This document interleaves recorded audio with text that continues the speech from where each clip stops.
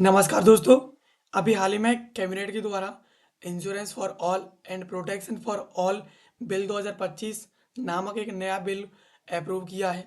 और इस बिल के तहत अब कैबिनेट अब तक की जो लाइफ इंश्योरेंस की बिल थे एंड इंश्योरेंस से संबंधित जो भी बिल और एक्ट एंड प्रावधान थे, उन्हें अब गवर्नमेंट जो पूरी तरीके से अमेंड करने वाली है, उन्हें संशोधित करने वाली है। चलिए आज के इस वीडियो में समझते हैं कि इस नए बिल के अंदर क्या है और क्या इस बिल से बाहर कर दिया गया है। इन सब के बारे में विस्तार से समझ लेते हैं। तो अभी हाल ही में यूनियन कैबिनेट के द्वारा 12 दिसंबर 2025 को एक बिल अप्रूव किया है। और इस बिल का उद्देश्य है वो इसे आधुनिक बनाना, सिंप्लीफाई करना एंड भारत का जो इंश्योरेंस सेक्टर है उसे मजबूत करना है। ये बिल है वो पुराने तीन कानून जिनमें इंश्योरेंस एक्ट 1938 एंड इसके अलावा life insurance corporation act 1956 and इसके अलावा IRDAI एक्ट 1999, इन तीनों एक्ट्स को यह नया बिल जो है पूरी तरीके से संशोधित करेगा। अब यहाँ पर इस नए जो बिल है उसके अंदर 100% FDI इन्वेस्टमेंट रखा है। यानी FDI का जो इन्वेस्टमेंट लिमिट था वो 74% से बढ़ा करके 100% कर दिया है इंडियन इंश्योरेंस कंपनीज के लिए। अब इससे कहीं ना कहीं यहाँ इन भारत के अंदर काफ़ी ज़्यादा कैपिटल आएगा। इसके अलावा ग्लोबल टेक्नोलॉजी आएगी एंड उनका हुनर भारत के अंदर प्रवेश करेगा। एंड इसके अलावा insurance companies will be able to expand improve risk management and adopt modern digital system. यानी अब इंश्योरेंस कंपनीज अपने कंपनी सेक्टर के अंदर जो मॉडर्न डिजिटल सिस्टम है उसे एक्सपेंड कर सकेंगी, मैनेजमेंट की रिस्क को ले सकेंगी एंड इसके अलावा big step toward making India insurance market globally competitive. इससे कहीं ना कहीं इस नए बिल से भारत का जो इंश्योरेंस सेक्टर है वो कहीं ना कहीं ग्लोबल लेवल पर भारत का इंश्योरेंस सेक्टर कॉम्पिटिटिव होता जाएगा। एंड इसके बेनिफिट्स की बात करें तो higher investment and job opportunities, यानी इंश्योरेंस सेक्टर में इससे इन्वेस्टमेंट काफ़ी ज़्यादा बढ़ेगा एंड जॉब अपॉर्चुनिटीज़ क्रिएट होंगी। एंड इसके अलावा more innovation and new product, यानी इसमें इनोवेशन बढ़ेगा एंड प्रोडक्ट्स भी इसमें काफ़ी ज़्यादा बढ़ेंगे। एंड इसके अलावा better customer services and quick settlement claims, यानी यहाँ पर कस्टमर सर्विसेज हैं काफ़ी ज़्यादा तेज़ हो जाएंगी एंड क्लेम की सेटलमेंट्स हैं वो काफ़ी ज़्यादा बेहतरीन होंगे। एंड ये कहीं ना कहीं भारत के जो इंश्योरेंस फॉर ऑल बाई 2047 या 2047 तक सभी के लिए इंश्योरेंस हो, ये भारत का लक्ष्य है। इस लक्ष्य को कहीं ना कहीं भारत को पाने में हेल्प करेगा। And relaxation for foreign insurance, यानी जो फॉरेन इंश्योरेंस हैं बीमा करता है उन्हें इसमें कहीं ना कहीं रिलैक्सेशन मिलेगा।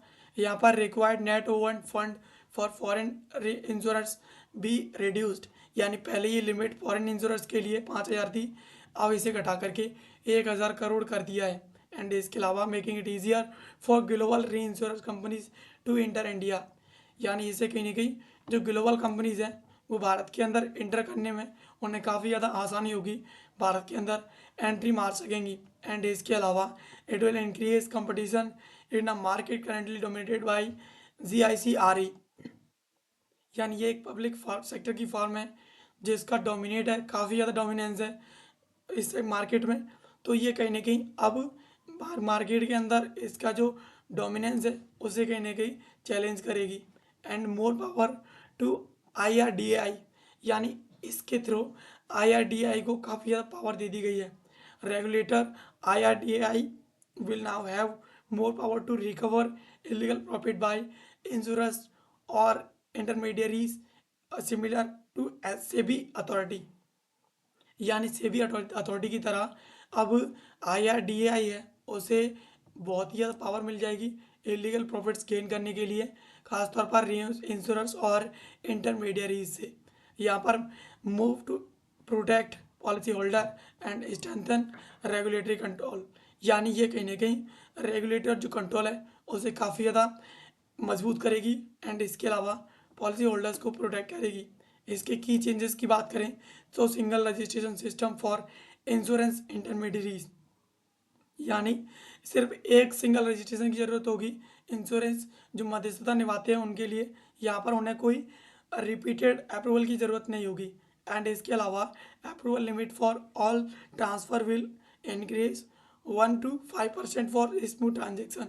यानी यहाँ पर जो ट्रांसफ़र लिमिट है ट्रांजेक्शन्स की वो 1% से 5% तक स्मूथ ट्रांजेक्शन्स के लिए यहाँ पर बढ़ा दी गई है। And a formal SOP standard operating producer will be introduce for making rules. यानी यहाँ पर SOP सभी के लिए रूल्स बनाएगा and clear guideline for penalties will make enforcement fair and transparent.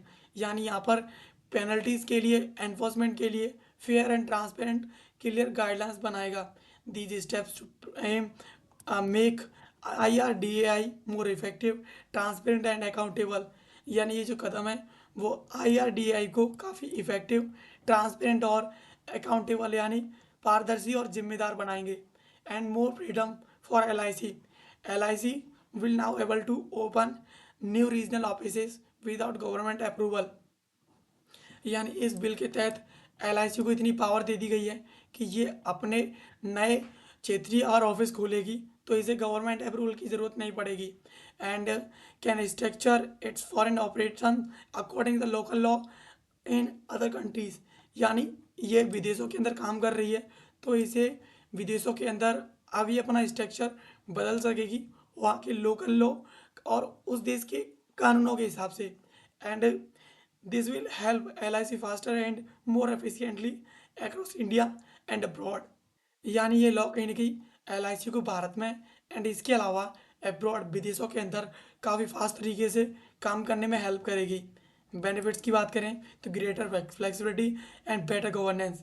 यानी इससे कहने की बेहतरीन फ्लेक्सिबिलिटी मिलेगी, लचीलापन मिलेगा एंड इसके अलावा इसे बेहतरीन प्रशासन मिलेगा। एंड इसके अलावा strengthened global presence and operational speed.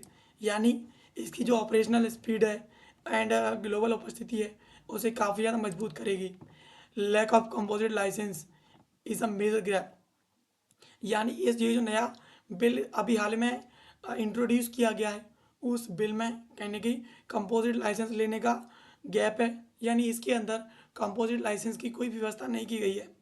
Under the current law life and general insurance companies work separately. यानी लाइफ एंड जो जनरल इंश्योरेंस कंपनीज हैं वो अलग अलग काम कर रही हैं लेकिन composite licence would allow one company to sell life and health and general insurance together. यानी जिस कंपनी के पास कंपोजिट लाइसेंस होगा वो कंपनी यहाँ पर life health and general insurance है उन्हें एक साथ बेच सकेगी। लेकिन इस important reform is missing in the final bill. यानी ये जो बिल बनाया गया है गवर्नमेंट के द्वारा उस बिल में से ये जो रिफॉर्म है वो मिसिंग है। यानी ये जो रिफॉर्म है वो इस बिल में इंक्लूड नहीं की गई है। अब इसका रिजल्ट क्या निकलेगा तो यहाँ पर customers would not get all insurance under one company. यानी जो भी कस्टमर ग्राहक हैं उन्हें एक ही यानी सभी प्रकार के इंश्योरेंस एक कंपनी से नहीं मिल सकेंगे। एंड इसके अलावा companies will miss cross selling opportunities. यानी यहाँ पर कंपनीज हैं वो यहाँ पर क्रॉस सेलिंग की अपॉर्चुनिटीज़ खो देंगी।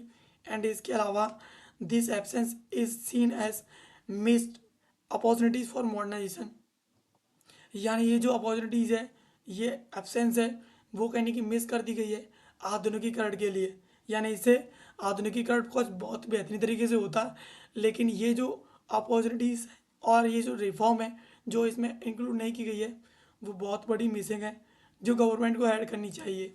And no reduction in capital requirement for new insurance. यानी यहाँ पर जो भी कैपिटल रिक्वायरमेंट है न्यू इंश्योरेंस के लिए उसमें कोई यहाँ पर रिडक्शन नहीं किया गया है। करेंटली न्यू इंश्योरेंस हैं उन्हें यहाँ पर 100 करोड़ की ज़रूरत होगी एंड री इंश्योरेंस को 200 करोड़ की ज़रूरत होगी और यही है उनके लिए मिनिमम कैपिटल है। यानी कम से कम कैपिटल उन्हें इतना तो रखना ही रखना है। एंड इसके अलावा earlier draft have opposed lowering this limits to help small regional और niche insurance firm enter the market. यानी ये ड्राफ्ट है वो प्रपोज की गई है वो कहने की लिमिटेड है हेल्प करने के लिए एंड इंश्योरेंस फर्म्स को मार्केट में एंटर करने के लिए वो काफ़ी ज़्यादा लो है। And but this change was not included in the final bill. लेकिन ये चेंज है वो भी फाइनल बिल के अंदर इंक्लूड नहीं किया गया है। अगर ये इंक्लूड किया जाता है तो ये बदलेगा brought more insurance to rural and informal sector, यानी रूरल और इनफॉर्मल सेक्टर के लिए ये इंश्योरेंस लाएगा काफ़ी ज़्यादा। एंड इसके अलावा enable small innovative insurance to operate, यानी ऑपरेट करने के लिए ये कहीं ना कहीं छोटे और इनोवेटिव इंश्योरेंस लाएगा। एंड इसके अलावा promote financial inclusion in under areas, यानी अंडर जो एरियाज हैं उनके अंदर फाइनेंशियल इंक्लूजन को काफ़ी ज़्यादा ये प्रमोट करेगा। एंड ये जो नया इंश्योरेंस बिल है जो गवर्नमेंट के द्वारा अभी हाल ही में इंट्रोड्यूस किया गया है, ये भारत के लिए एक मेजर रिफॉर्म है, उसके आधुनिकीकरण के लिए, उसकी पारदर्शिता के लिए, उसके ग्लोबल कनेक्टेड के लिए, इंश्योरेंस सिस्टम से जुड़ने के लिए भारत के अंदर। तो this will attract foreign investment, यानी ये कहीं ना कहीं विदेशी जो भारत के अंदर निवेश है उसे अट्रैक्ट करेगा। एंड बूस्ट ग्लोबली एडोप्टेशन, यानी ग्लोबल टेक्नोलॉजी है उसे अडॉप्ट करने में भारत को बूस्ट करेगा। एंड इसके अलावा इम्प्रूव पॉलिसी होल्डर प्रोटेक्शन, यानी ये पॉलिसी होल्डर की प्रोटेक्शन को काफ़ी ज़्यादा बढ़ाएगा। एंड ये जो एब्सेंस है जो कंपोजिट लाइसेंस की इसमें छोड़ दी गई है, and relaxation capital norms make it incomplete reform, यानी इसके अंदर इन जो कंपोजिट लाइसेंस है वो नहीं है, रिलैक्सेशन कैपिटल नॉर्म है वो यहाँ पर इनकम्प्लीट है। तो ये कहीं ना कहीं एक लिविंग लॉन्ग अवेटेड चेंज है जो अनफुलफिल्ड रहेंगे, यानी जिससे ये चेंजेस काफ़ी ज़्यादा मिसिंग है जो गवर्नमेंट को ऐड करनी चाहिए। और अगर इन्हें ऐड हो जाते हैं तो इनके ऐड होने से काफ़ी ज़्यादा इंश्योरेंस सेक्टर के अंदर खासतौर पर बहुत बड़ा बदलाव आएगा। तो दोस्तों ये थी खबर जिसको आज के इस वीडियो में हमने समझा। एंड ऐसे वीडियोस के लिए आप हमें सब्सक्राइब कर लीजिए। मिलते हैं किसी अगली वीडियो में किसी नए और महत्वपूर्ण टॉपिक के साथ। तब तक के लिए आप सभी का बहुत बहुत धन्यवाद।